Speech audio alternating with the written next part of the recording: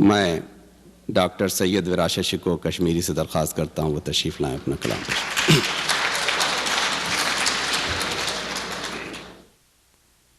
سرکار ابھی چند سال قبل افتخار عارف صاحب یہاں تشریف لائے تھے، انہوں نے میرے بارے میں ایک شعر کہا ہے، میں چاہتا ہوں کہ وہ شعر آپ لوگوں تک پہنچا دوں۔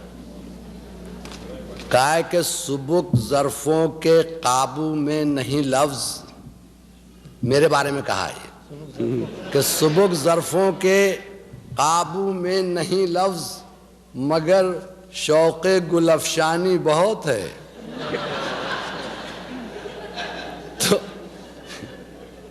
تو یہ شوق گل افشانی ہو یا نہ ہو، وہی کہتے ہیں ایسی بات راغب جنہیں زام سخندانی بہت۔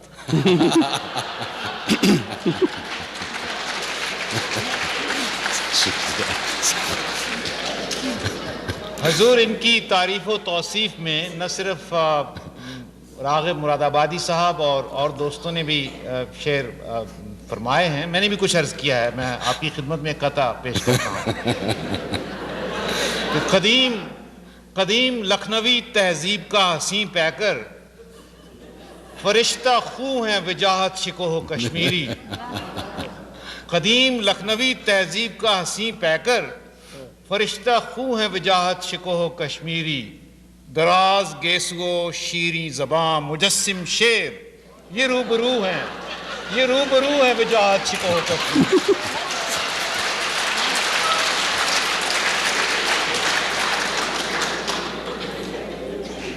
کشمیری صاحب ارشاد۔ فراز صاحب جو آپ نے میرے بارے میں کہا ہے وہ بھی آگے سنا دیجئے۔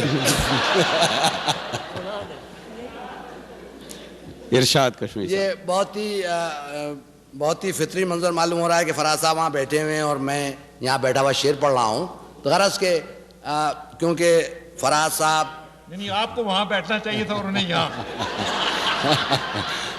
کیونکہ فراز صاحب اور دوسرے قادر الکلام شعراء یہاں بیٹھے ہوئے ہیں، تو یہ اچھا نہیں معلوم ہوتا کہ میں اپنی شاعری ان سب کے سامنے بگھاروں، اس لیے میں نے یہ طے کیا ہے کہ میں بجائے اپنا کلام سنانے کے کسی دوسرے مستند شاعر کا کلام سناؤں۔ ارشاد کشمیری صاحب۔ آپ یہ مت سمجھیے گا کہ میں غالب، اقبال یا فیض کا کلام سنا رہا ہوں، میں نے یہ کیا ہے کہ ایک آج کے دور کے مشہور ہسپانوی شاعر کا ترجمہ کرنے کی کوشش کی ہے۔ اردو زبان میں منظوم تراجم جو ہیں بہت ہی شاذ و نادر ہیں، آپ سب صاحب ذوق ہیں، آپ کو معلوم ہوگا کہ جو ترجمے موجود ہیں وہ بہت اعلیٰ درجے کے ہیں۔ مثلاً طباطبائی صاحب کا وہ ترجمہ جو انہوں نے ٹینیسن کی نظم کا کیا تھا، بہت ہی اردو ادب میں اس کا مقام ہے۔ عصری ادب میں جناب جعفر علی خان اثر صاحب نے بنگال کے مشہور اور محبوب شاعر قاضی نذر الاسلام کی نظم کا ترجمہ کیا ہے کہ روتوں کو ہنساتا ہوں اور ہنسوں کو رلاتا ہوں، اور جو سامنے آتا ہے ٹھوکر میں اڑاتا ہوں۔ سرکار واہ واہ، کیا مذاق ہے آپ کا۔ روتوں کو ہنساتا ہوں، ہنسوں کو جگاتا ہوں، اور جو سامنے آتا ہے ٹھوکر میں اڑاتا ہوں۔ میں گیت ہوں وحشی کا، اور میں رقص سپاہی کا، اور فرسودہ تمدن کو پیغام تباہی کا۔ تو میں نے جرأت کی ہے، اس میں میں نے کوشش کی ہے کہ میں اردو شاعری کے مزاج کا خیال کروں، کہاں تک کامیاب ہوا ہوں آپ لوگ۔ میں آپ کو یہ دھمکی دے دوں کہ میں 2 نظمیں سناؤں گا۔ پہلی نظم ہے جس کا عنوان ہے 2 بدن۔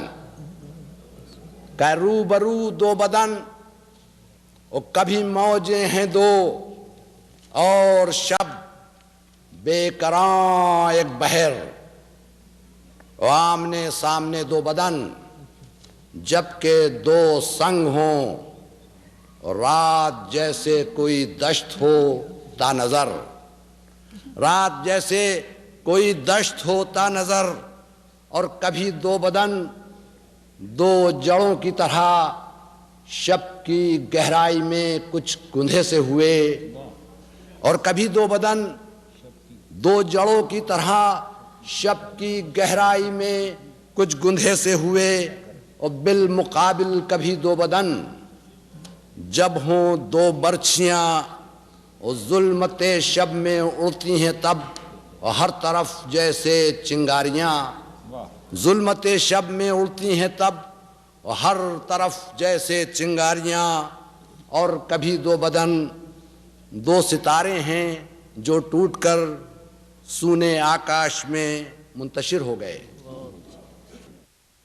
اس نظم کا عنوان ہے سنسان راہ۔ ملاحظہ اچھا، کہ راہ سنسان اور طولانی، راہ سنسان اور طولانی، تیرگی میں بھٹک رہا ہوں میں، لڑکھڑاتا ہوں گر رہا ہوں میں، سنگ ساکت ہیں میرے زیر قدم اور خشک پتوں کو رونتا ہوں میں، میرے پیچھے بھی کوئی چلتا ہے خس و خاشاک کو کچلتا ہوا اور پاؤں ان پتھروں پر دھرتا ہوا، گر میں رکتا ہوں وہ بھی رکتا ہے، میں اگر تیز تیز چلتا ہوں وہ بھی قدموں کو تیز کرتا ہے، مڑ کے دیکھا تو پیچھے کوئی نہیں، اور ہر طرف تیرگی کا عالم ہے، نہ کوئی در ہے نہ جھروکا ہے، موڑ در موڑ میں گزرتا ہوا ایک ہی راہ پر نکلتا ہوں، راہ جس پر نہ منتظر ہے کوئی نہ میرے پیچھے کوئی چلتا ہے۔ اب کسی شخص کے تعاقب میں اسی راستے پر چلتا ہوں، اور وہ شخص لڑکھڑاتا ہے، گر کے اٹھتا ہے، پھر سے چلتا ہے، اور جب مڑ کے دیکھتا ہے مجھے وہ بھی کہتا ہے پیچھے کوئی نہیں۔ واہ واہ واہ واہ واہ، بہت خوب، بہت خوب۔